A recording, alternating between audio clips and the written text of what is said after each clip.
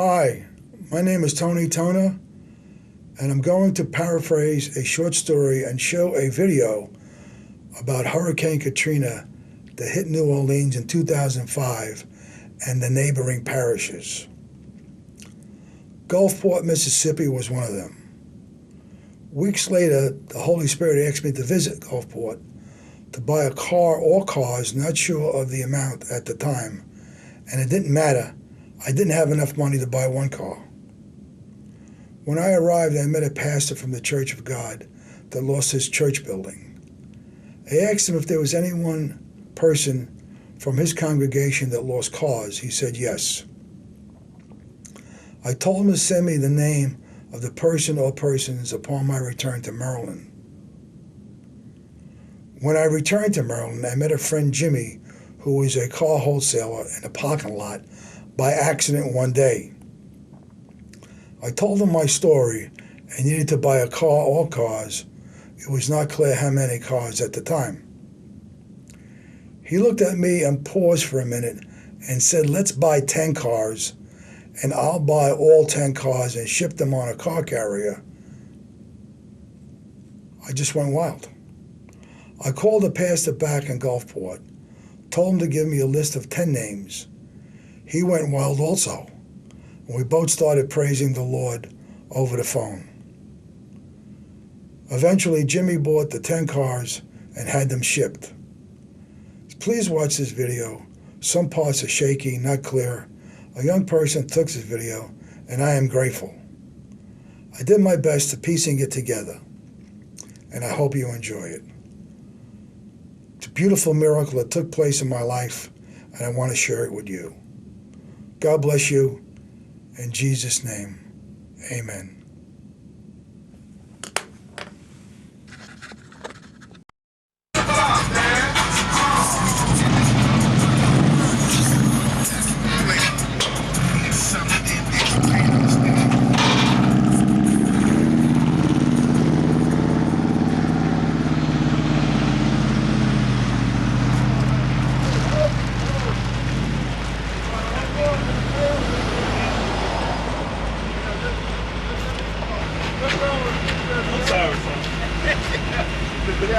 Give me.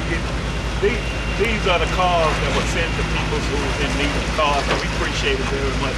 I know the people are going to be happy when they receive these cars. They were telling me that the cars were rented out. It's brand new cars.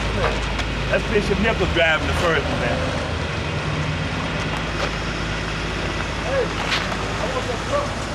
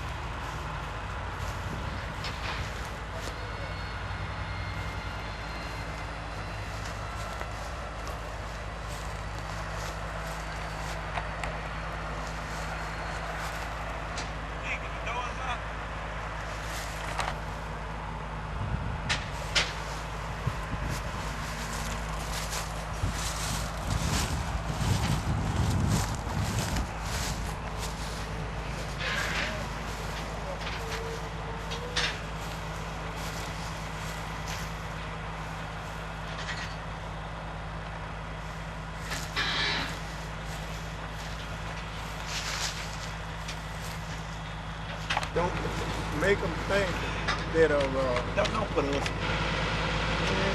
this is real painful. I pray you stand right out there. Lord, let something come out of this. You mean? Greater than what was already. This is great, ain't it? I'm already.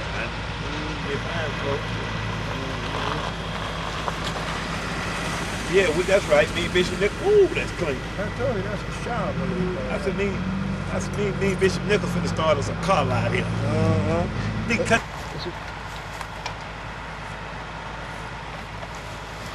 Get in it. That's what you want? This man traveled 2,000 miles to bless 10 families. God's gonna bless him as he traveled back home. Lord, I thank and I praise you for this man, and I pray you watch over him and keep him strong. In Jesus' name, amen. Rock, my girl, Night Jade, the first lady of radical praise and worship, right?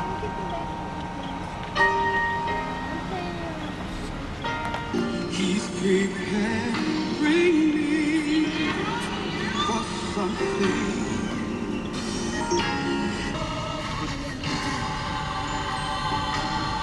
He's making me ready 'cause he can.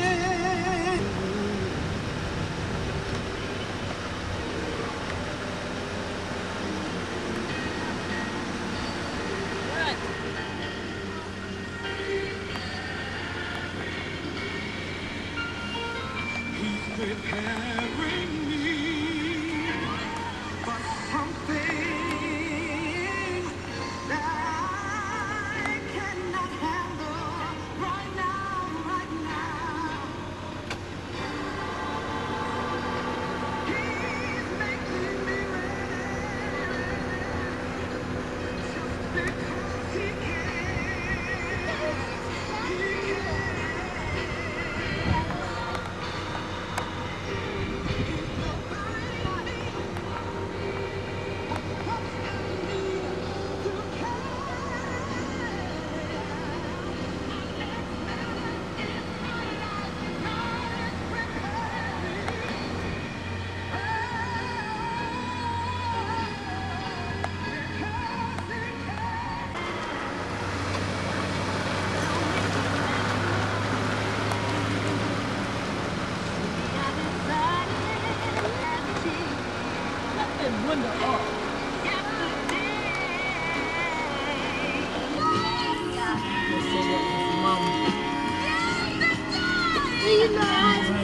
It's too late for that Thanksgiving.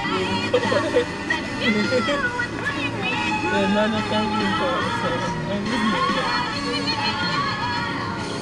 is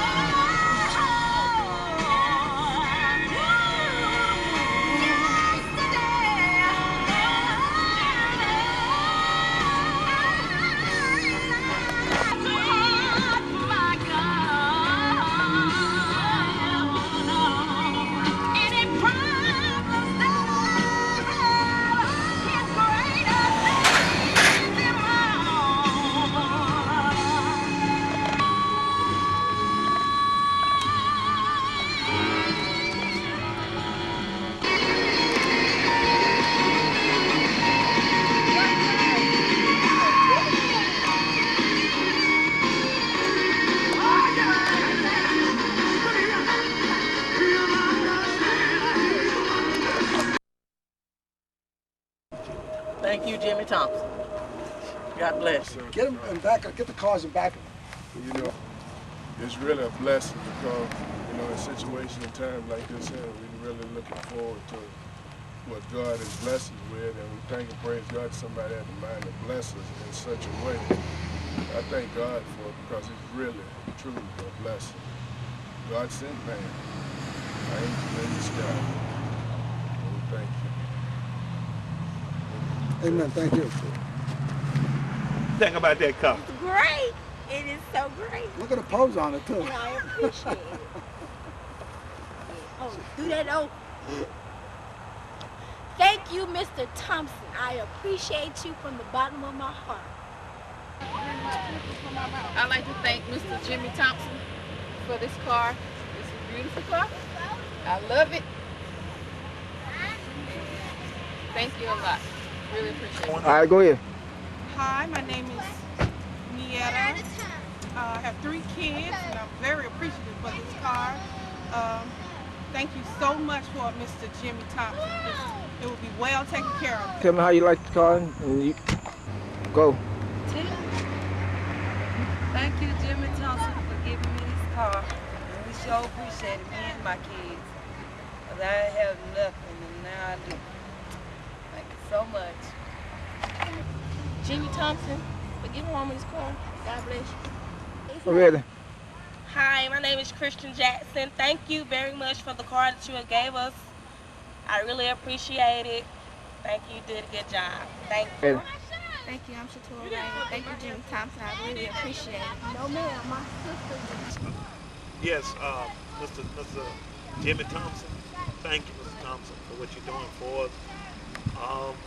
I didn't think I was going to get a car. I didn't expect now, but I thank you that they was able to give me this. Now I'm able to, my wife have her vehicle, and I have this vehicle. Some Sunday mornings I'll be trying to get to church, need to pick up people. I have to wait on, I got 5 daughters. I have to wait on all them girls to get dressed and stuff. But now that I got this, I can pick up those who need to come early, and I can be in church. God bless. Thank you. Go ahead. Thank you, Jimmy Thompson, for giving me and my children this car.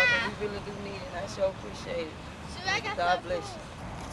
I'd like to thank Mr. Jimmy Thompson for just helping me, because I was down and out.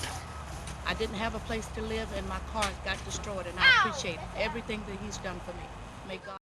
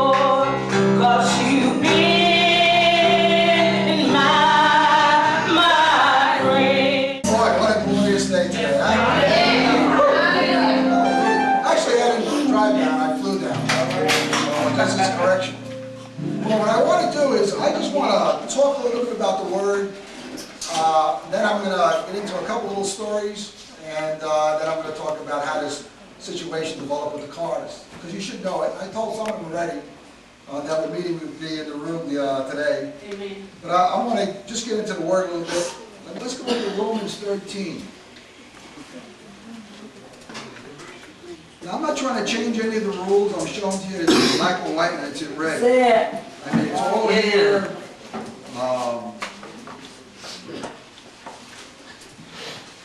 We need to get back to the basics. It's so important. Get back to the basics. Put out the other. That's the way it works. Amen. Amen. He says, owe nothing to anyone except to love one another. For he who loves his neighbor has fulfilled the law. Listen, I know some of you are hurting, some of you have problems, some of you, have husbands and wives that disappeared, and you're raising the kids, and you've had homes. How many people lost a house or an apartment here that had to move out? Just raise your hand. Okay. There's so much suffering in this world, but if you start applying these scripture verses to your life, you start reaching out, you're going to start to forget your problems. Put your eyes off yourself. Put your eyes on other people that have problems. God will take care of your needs. God will take care of your needs. Remember that. He'll take care of your needs. It's so important that you understand that. Don't worry about your needs. God will take care of them. He says, again, he says he's going to fulfill the law. He says, on this you shall not commit adultery, you shall not murder, and so on and so forth. You should not steal, you should not covet. And if there are any other commandment, it is summed up. It's summed up in this saying, you shall love your neighbor as yourself. He says it again. Love does no wrong to a neighbor. Love, therefore, is the fulfillment of the law. All right. We got to turn ourselves around and get back to the basics. This is the first commandment. This is the law. We got to start reaching out in love. And I know it's not easy. It's hard. Trust me. I mean, I've been through it. It is terribly, terribly hard. But I know you can do it. Because once you start breaking that ice and you start getting it out there, and all of a sudden people start looking at you. Because you're going to change. You don't even know you're going to change, but you're going to change. And you're going to change for the better, not for the worse. We don't need any more problems down here. We got enough of them. So you start reaching out. And don't do it for money. Don't do it for the blessings. Do it because you want to serve the Lord. You know, I was telling the pastors that I never, in all the years, and I'm not putting anybody down, I'm not saying you should be tithing your money because you should tithe to the church, but I have never asked anyone for an offering. Okay. Never. I will never go out there and sing a song, well, I can't sing, but I will never preach the gospel and ask anyone for an offering. Okay. I don't even take money out of my ministry for a car, for fuel, for phone calls from my own. I don't take any money. I use my own money. Whatever money I have is very little. But God takes care of everything else. Just like the car situation, and I'll get to that in a minute. Just like the car situation. He'll take care of everything you need. Just trust in Him. Be faithful. He's a faithful God. He's a loving God.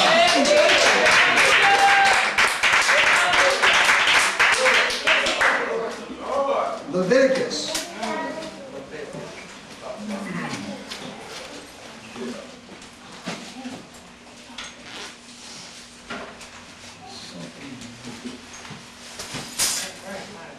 And I took this scripture verse out of the Living Bible. Anybody got a Living Bible here? Just as going to put the icing on the cake, what I've been saying about loving your neighbor and taking them in. Now there's other scripture verses, but this has kind of hit me years ago, and I want to read it. It's Leviticus 25. Leviticus 25:35. And I took it again out of the Living Bible. He says, if your brother becomes poor, come on now.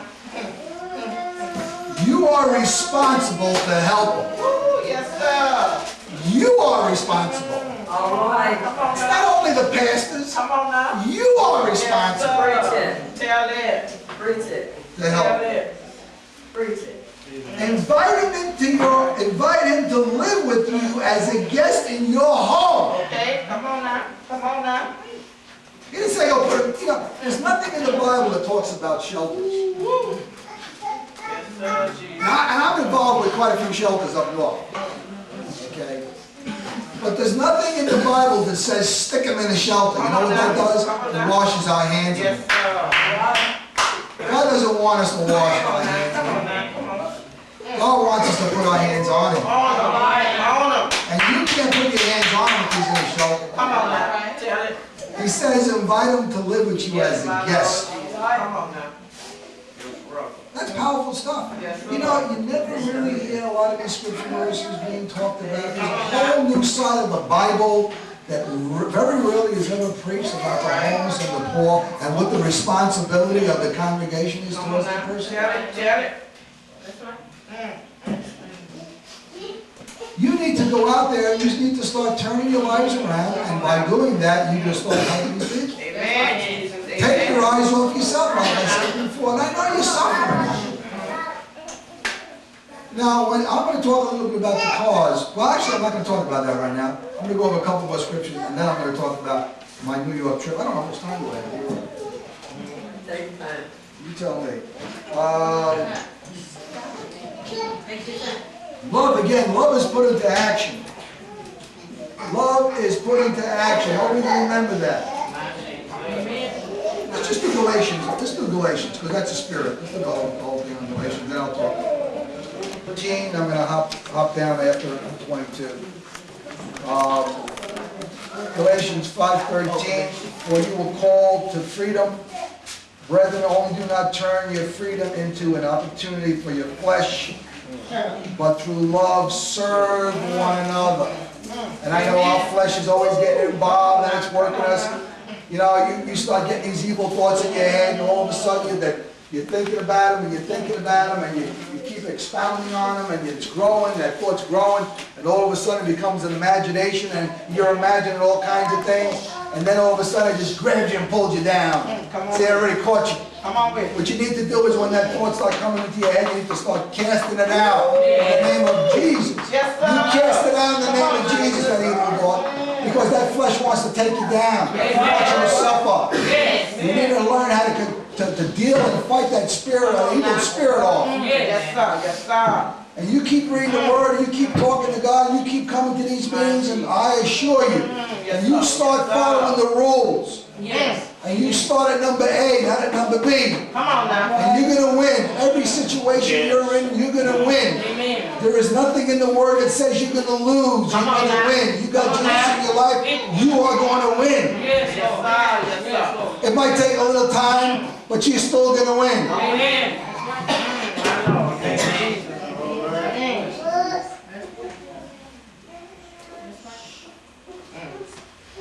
14. For the whole law is fulfilled in one word. Here we go again. In the statement, you shall love your neighbor as yourself.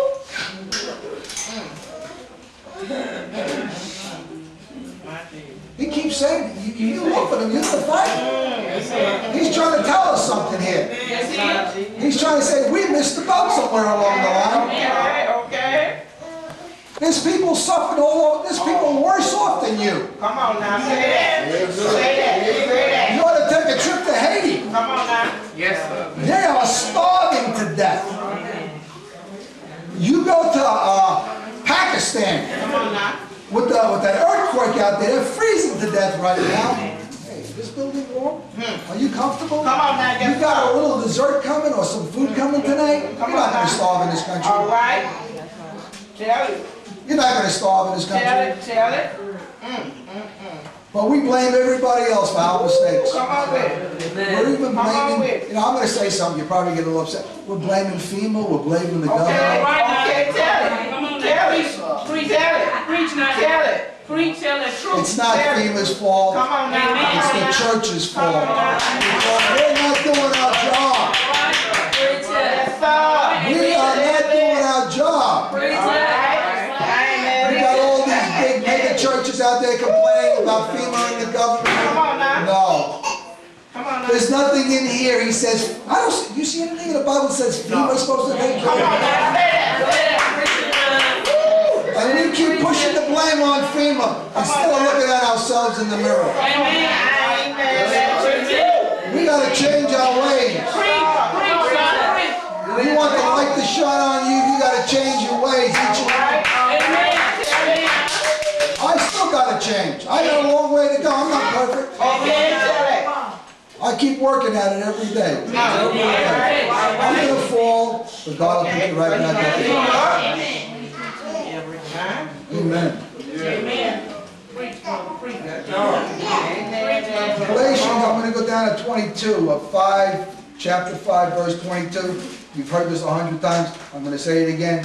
He says, but the fruit of the Spirit, and this, look at the first one he says, the fruit of the Spirit is love. All right. Love. You know, if you don't have that love, you can't have the rest of them. That's right. The rest of them don't follow. Yeah. You got to have love first. Come on now. Joy, peace, patience, kindness, goodness, faithfulness, gentleness, self-control. Against such things there is no law. All right. All right. There is no law. I'm telling you, it'll work for you. I've been operating in the Word over 20 years and I'm still alive. Trust me, I've been in some bad neighborhoods. I've had guys come into my meeting and take out a razor blade and start slicing them up. Right in front of me, man. And he died sooner or later, years later. He killed himself. He committed suicide. I've had him commit suicide on me. I've had him shot and killed on me. I've had him, I'm telling you, I've had him try to bail out of my car when I was trying to take him to a detox place. It's horrible out there. And I know some of you have been through some of this too. Come on now. Come on now. It ain't easy to be out there on the front lines. All right. I mean, I've worked the city of Baltimore, I've worked in D.C., I've been to Haiti 3 times. It's rough. You go to that country, I'm telling you, they're walking around with machetes, they're walking around with shotguns. Come on. Come on. That country is rebelling against their government. They ran that dictator out right out of that area. He's gone. They're shooting up the place. When I was there, they were rolling tires. They get these tires, and they set them on fire and they roll them right down in the street. They're burning cars in the street. But I'm still alive. God loves you. All right. You have no idea. Would you give your life for somebody? Would you really give your, I'm thinking about it. Would you really give your life for somebody? Now, we say that. But do you really, really mean it? Come on. Who are we kidding? Come on now. You got to show God that you really mean it. All right. You can say it, but you got to show it. Come on now. Tell it. Things will get better. Come on now. But you gotta step out in faith and trust Him. Yes, Lord. He doesn't want you to go out there and risk your life. Amen. Again, start with the small things. Start building up. All right. You know, if you look at the Bible, look at all those apostles and those, the apostles. They died for you. Not only did they died, they risked their lives for you. Do you see any real pastors out there risking their lives today? There's some of them being martyred in other countries, there's no doubt. I see that. You hear about it. But most of the pastors in this country are living high on the hog. They're driving fancy cars, 50 and 60. One guy's driving a Rolls Royce, living in $200,000, $300,000 homes. And that's only the one home. He's got other homes. And you're paying for it. Come on now. Look at that. Say that. That's not God. Come on now. Come on now. God is serving one another, is loving, Yes, sacrificing your life for your brother. Yes, Lord. Yes, Lord. Go into the book of John and read where he says you sacrifice. He says, give your brother a glass of water. You don't even want to give him a glass of water. Come on now. Lord, tell it.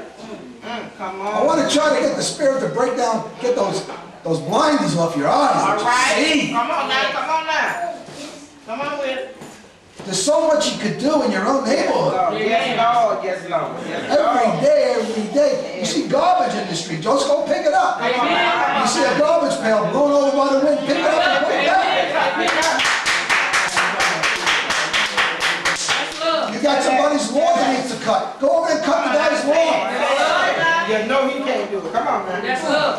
Come on, Jesus. Tell it. That's love. You got to pitch in. It's not an easy ride. You